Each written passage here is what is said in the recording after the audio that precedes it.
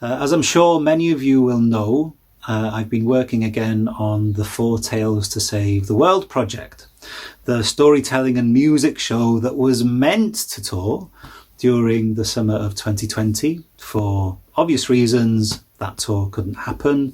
And since then, we've basically been exploring other ways of presenting the show. Back in October, we decided to transform the whole live production into a series of recordings. And since then, our fabulous director, Beth Andia, and myself, we've been working on these purely audio versions of the stories. I've actually found it much easier than I expected to put these recordings together, as it actually fits quite well with the original intention of the production, which was to create 4 distinct sound worlds that an audience could immerse themselves in. So even though these sound worlds were meant to be created live on stage, we can have much the same effect through a pair of headphones.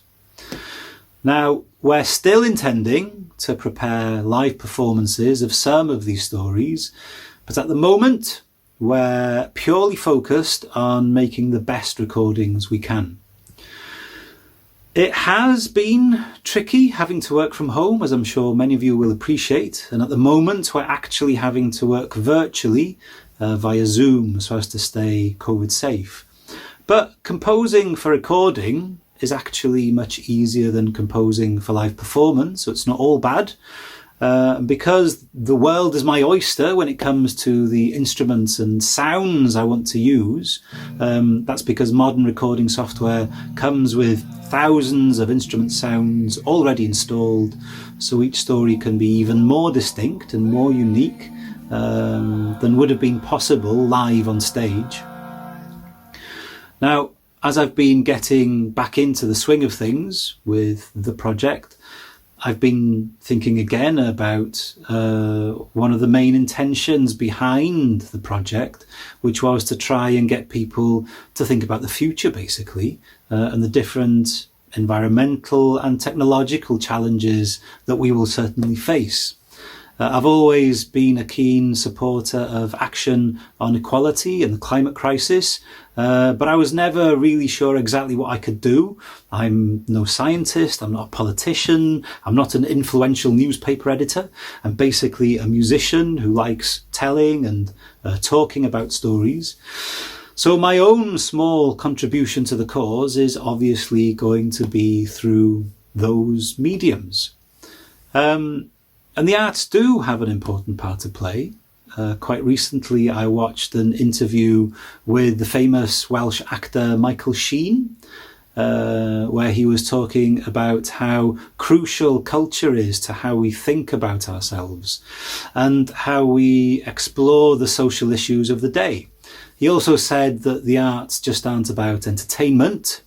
They're not just mere escapism. He suggested that actually that element of escapism is really important, because it's when we're unencumbered by our current circumstances, when we've been freed from the drudgery of our lives and let loose in the realm of imagination, when we've escaped into the alternate reality entertainment can give us. That's an opportunity for us to explore how we feel about stuff. Yeah. So that's one reason for putting this production together. It's to give people the space to see what they feel about the future. Where could we be heading? Is that really the direction we want to be going in? So keep an eye on this Facebook page for more news on Four Tales. Diolch fawr iawn. Take care. Wel, bum yn pysgota beti, fiddle-a-da-la-ti, fiddle-a-da-la.